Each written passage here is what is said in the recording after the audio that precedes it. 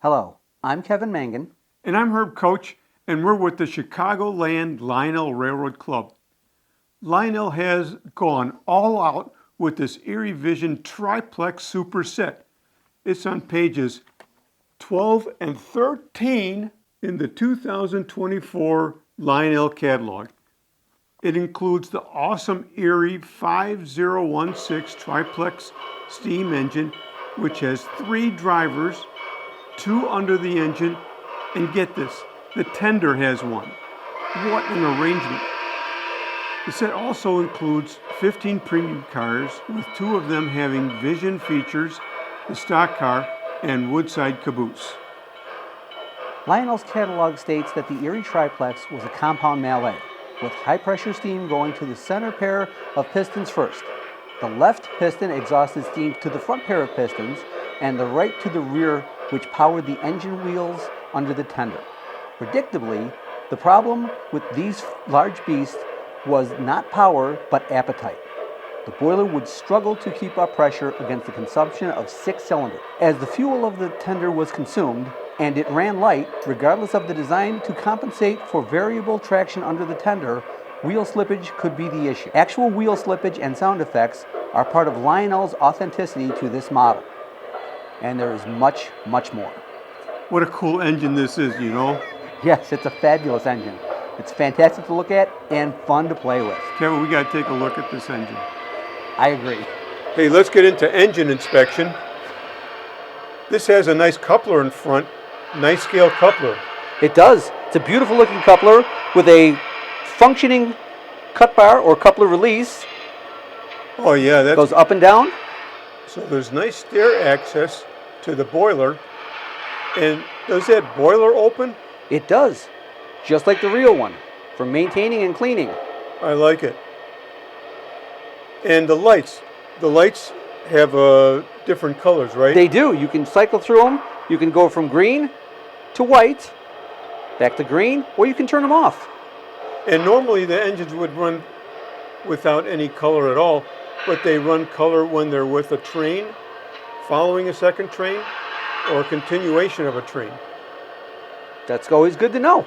But I just know that you can play with them. I don't know what they're used for in real life. You know, I just like green. Yeah, I do too. I think it looks green. great. Well, I like green for the front and red for the back, but that's just me. Like Christmas. Exactly. But red is a good color. It means warning. Yes. Kevin, this Yes, triplex engine is just super duper. You know, it's the biggest engine I've seen with 3 sets of drivers. The 3 sets of drivers are original and unique. They're great about this. You know, first it's got the big piston chest here. Yes. And that feeds off of one of the center piston. You have the builder's plate right here. Yes. It is really something how crisp the boilerplate and the nameplate is on that engine. It is. It's fantastic. Makes me wish I had the eyes of a 15-year-old again. Because without your camera or magnifying glass, I can't see that stuff. But when you can, it's that crisp. I'm utterly amazed at how good it looks. Like I said, I mean, what you've got on the camera, if you took a picture of an actual plate from that locomotive, you'd be hard-pressed to tell the difference. Yeah. Yeah, look at that nameplate there. And then the builder plate on top. Yeah. Really some sharp stuff. It's amazing. I mean, it really is. I can't believe how fine the detail is, because it looks like an actual brass plate that letters were pressed into, then they were relieved where the black part isn't. It's truly amazing. Lionel did a good job there. And how they did it on a level that small, I'll never and that understand. Precise, yeah. Yeah, I'll never get that. And we got to play the bell. Look at that, bing, bing, bing, bing. The swinging bell is always one of the best features on any Lionel locomotive. That is so cool. I'm a fan of the whistle steam, but the swinging bell, it's so rare and unique. It's great. And I like how the bell actually ding-dongs back and forth. Yes, in time with the sound. It's perfect.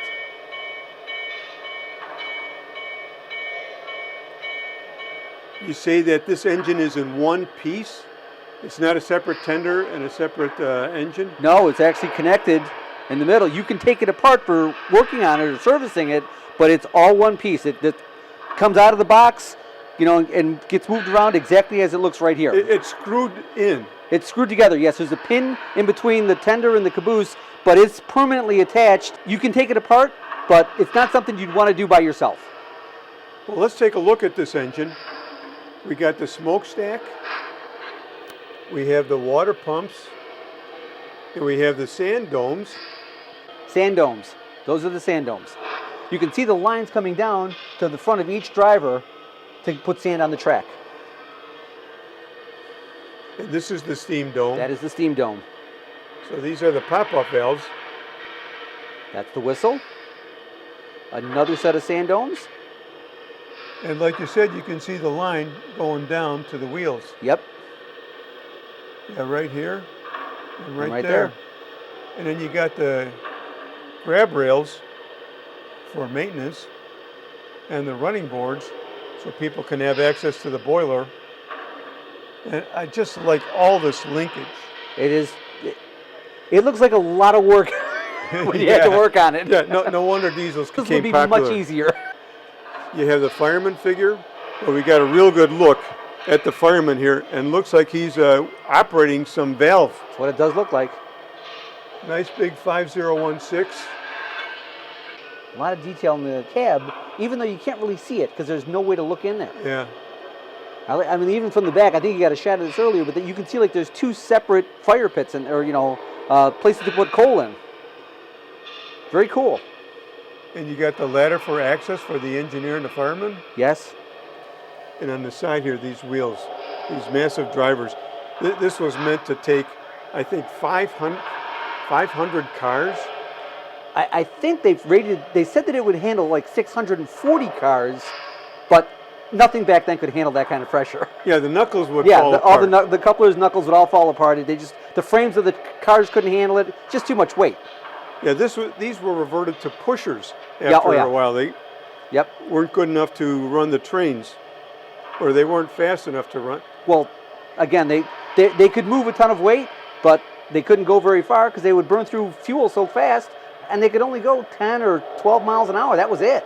The pressure on the center one was not able to make enough steam, secondhand steam, for the tender drivers or the front ones. The front drivers. Yeah. I mean, and again, I don't think that even the boiler couldn't keep up enough steam to run all of those drivers. It was a great idea. In the real world, it didn't work out so well. But yes, I see on the tender they got a nice coal load. That's beautiful. What coal they load, said too is when the tender was full, it had more pulling power. Oh yeah. But then when the tender got lower on coal and water, it had less weight. And the rear wheels would slip. Yeah, it wouldn't contribute to the pulling power. It was had a nice concept, good for model trains, but terrible in real life. Well, I mean, again, once the tender wheels started slipping, then it was basically like a big boy trying to drag a full tender behind it. Yeah. But yeah, that's what's great about this model is they actually have the wheel slip feature.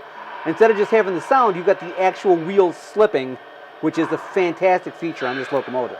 And I like the smokestack here. This is really a neat feature. The smokestack is relieving all the steam coming from these pistons here, these drive As you said rails. earlier, they went all out on this locomotive. It's fantastic. It's got all the features. And, as always, the ink is nice and crisp with painting. Yes. And I like this color here. What's this called? Russian blue. Russian blue. Yes.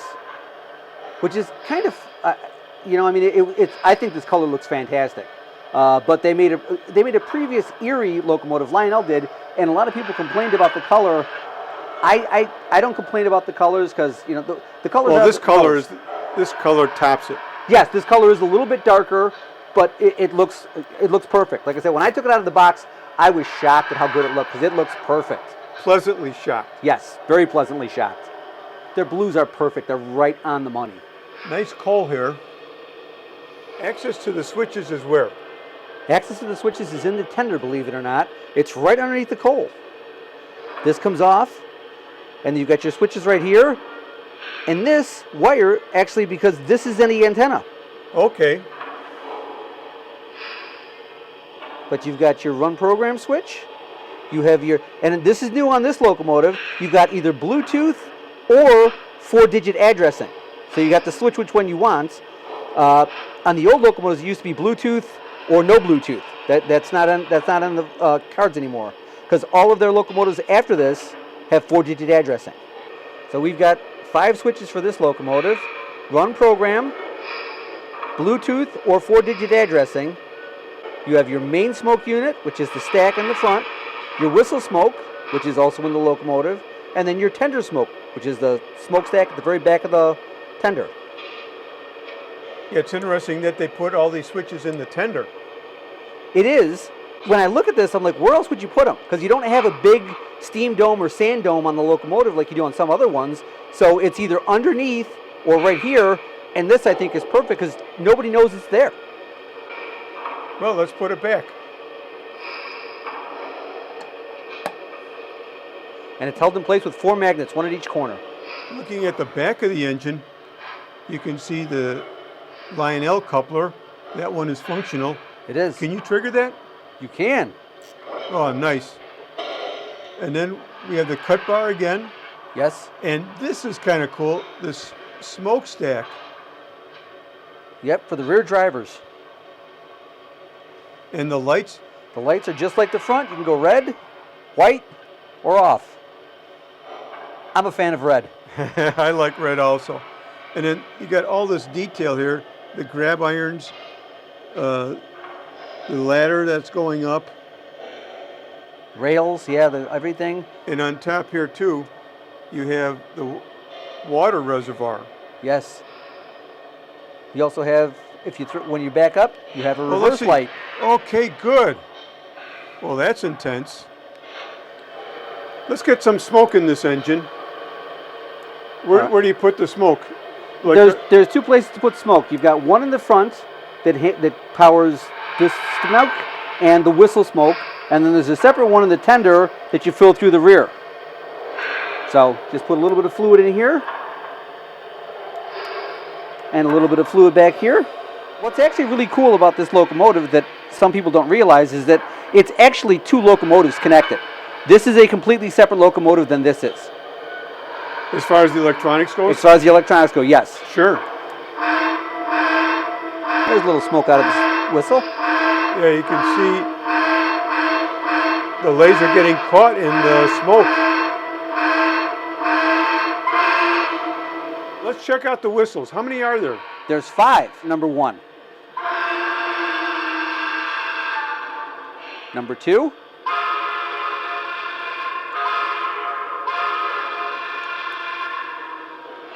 Number 3.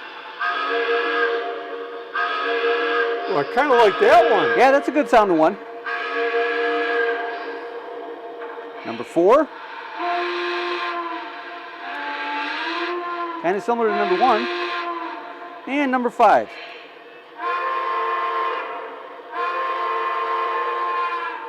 This one's a good one too. And then we've got the bells. Well, I like how that bell goes back and forth. It's one of the best features on any Lionel locomotive. There's bell number 1. Okay. So that's bell number 2. Uh-huh. Bell number 3. Okay. I like how that bell moves. Bell number 4. There we go. Okay. Oh, that's kind of a neat bell. Yeah, that one sounds good. Should we keep it at that? I like that, yeah. Let's see if we can get Bluetooth going here. Oh, look at that. They couldn't even fit the whole picture on. That is a big locomotive. Oh, we're linked up. So let's go a little forward. Oh, wow. Let's see what reverse does.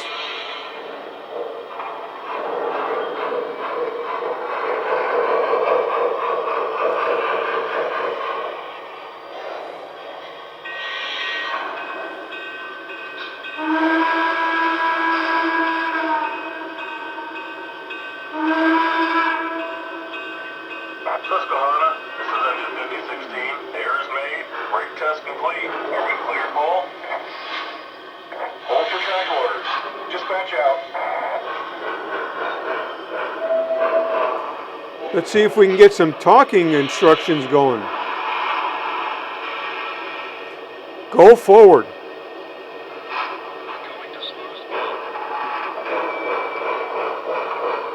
Stop. Reverse. Divorce? Reverse. Go. No. Go.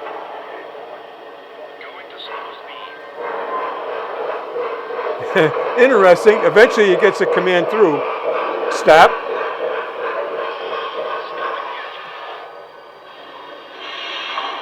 Whistle.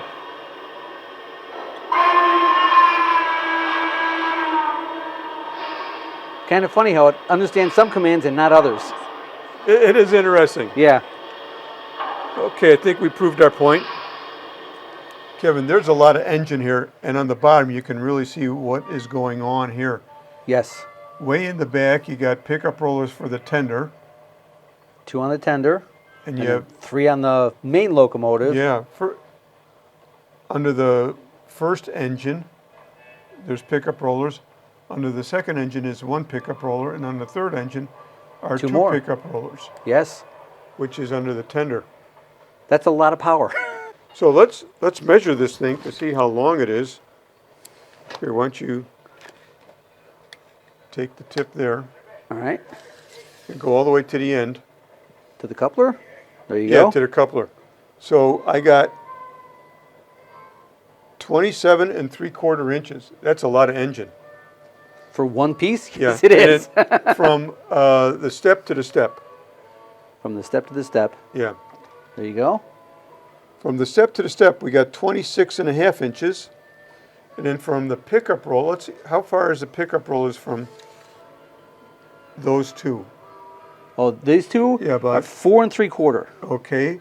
And then from the engine here to the front, we got 11 3/8.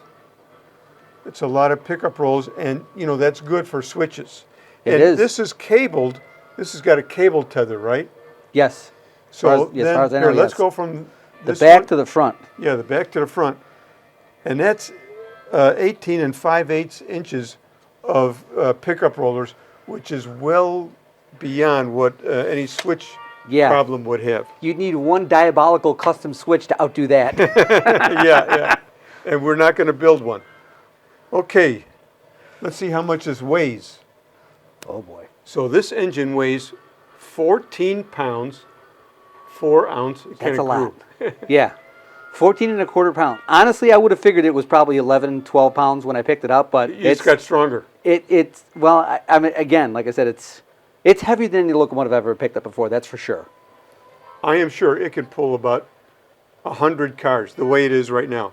That wouldn't shock me at all. I mean, given the power of the new motors that they're making, it wouldn't surprise me if this thing could pull 80, 90, 100 cars. It looks like we can see some controls inside. Oh, good. The engineer's all set to power up and get this train going. He doesn't get paid for doing nothing. We're going to show you the official extended startup sequence for actually all Lionel locomotives. But what you do is you select your engine locomotive number, you hit enter, and then you pull up this screen. In the lower left-hand corner, you have a start symbol. If you hold that down, you get the extended startup sequence. Let's do that. Train 1 brakeman, Erie Good. 5016. Let's get an application for continuity test. Good application. Okay to release. Train 1 brakeman, we have good set, good release, good continuity on timetable train number 1. Over. Yeah, that's Roger. Good set, good release, good continuity on timetable train number 1. 5016 out. That is cool. And now, with a steam locomotive, the first thing you need to do is fill it up with coal. You do that by holding down the R button. The reset, huh? Yes, sir. And there's the sound of coal being loaded into it. And as long as you hold the button, it'll put coal in. We need a lot of coal. Okay, that's enough coal. Coal's full. Out. And now to do water, you hit the water button in the upper right-hand corner.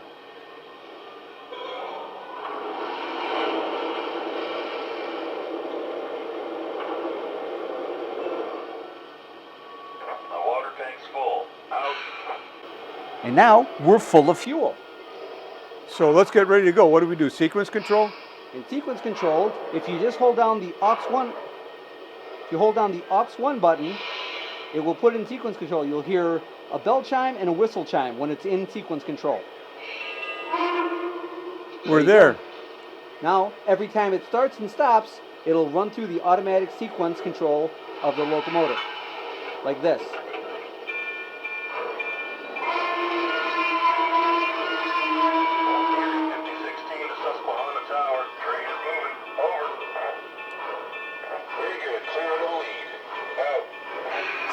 So we're going to show you the wheel slip feature, which is something that only this locomotive has.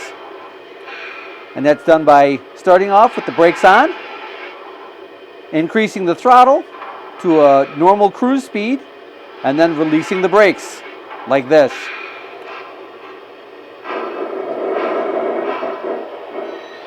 There's some good wheel slippage there. Yeah, it did. I like that rear chuff, that rear smokestack. I like how the front chuff and the rear chuff are at different times. Yeah.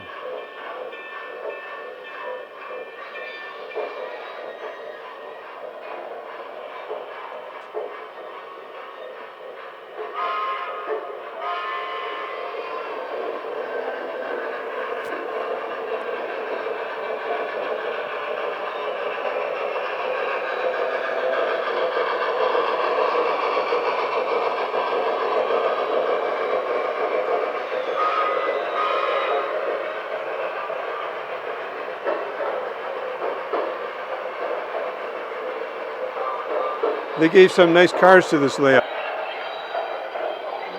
got a double on 4 and 6, and then we can drop down to the east end. Put the heavies on 4 and 1. And of course,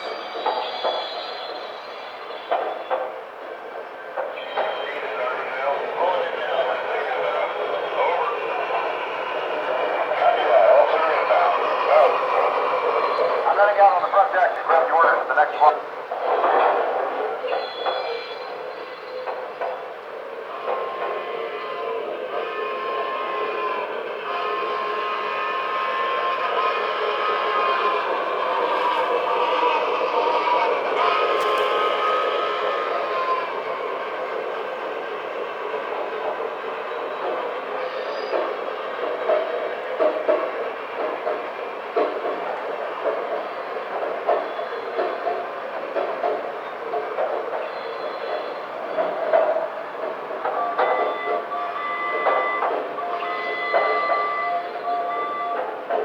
Nice caboose sounds.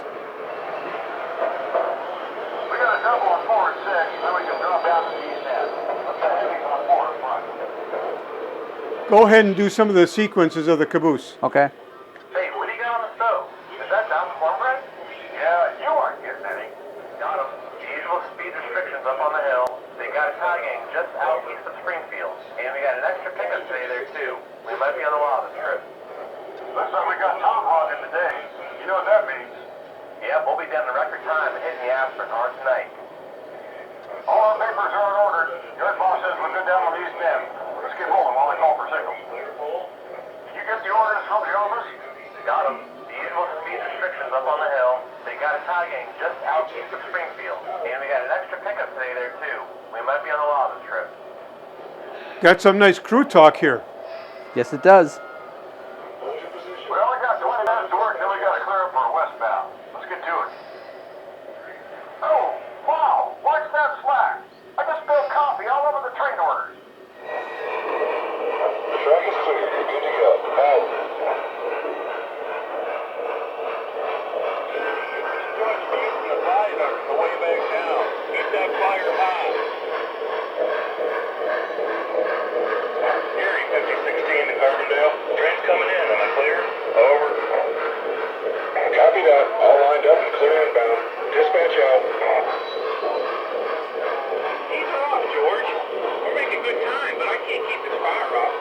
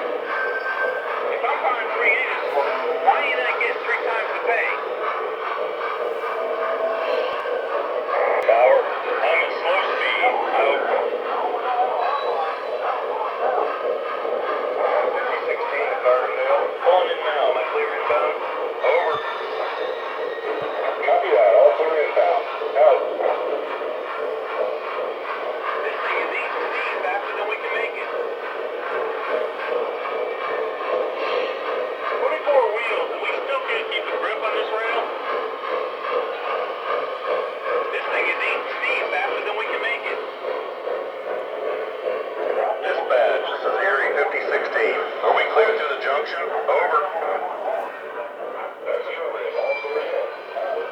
5016 to Carbondale. Pulling in now. Clear inbound. Over. Copy that. All clear inbound. Out. Tower. I'm at slow speed. Out. Out of south with the flank wheel. Loose traction. Erie 5016 to the dispatcher. How are we looking up ahead? All clear? Over. Well, Kevin, that was a good walk around.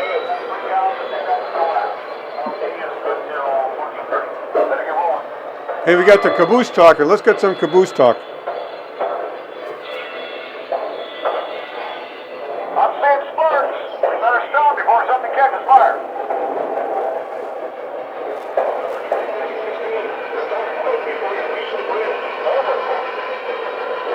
Copy that. Big hauler.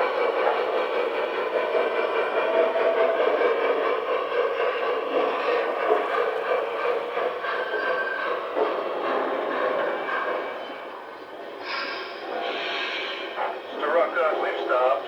No problems to report. Over. Thank you. You can proceed on cab signal indication to the next interlocking when ready. Erie 5016 to the dispatcher. Going to the register room to sign out. Out. Well, this is Herb Coach and Kevin Mangan. we thank you for joining us for this Lionel experience with this Erie Triplex. What a super engine. And a great set. And yeah, the 15-car set. So we are Kevin and Herb, over and out. We're going to start over. That's okay. Forgot the catalog.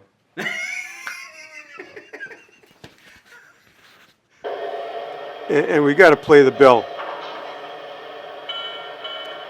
Look at that, bing, bing, bing, bing. The swinging bell is always one of the best features on any Lionel locomotive. That is so cool. I'm a fan of the whistle steam, but the swinging bell, it's so rare and unique. It's great. And I like how the bell actually ding-dongs back and forth. Yes, in time with the sound. It's perfect.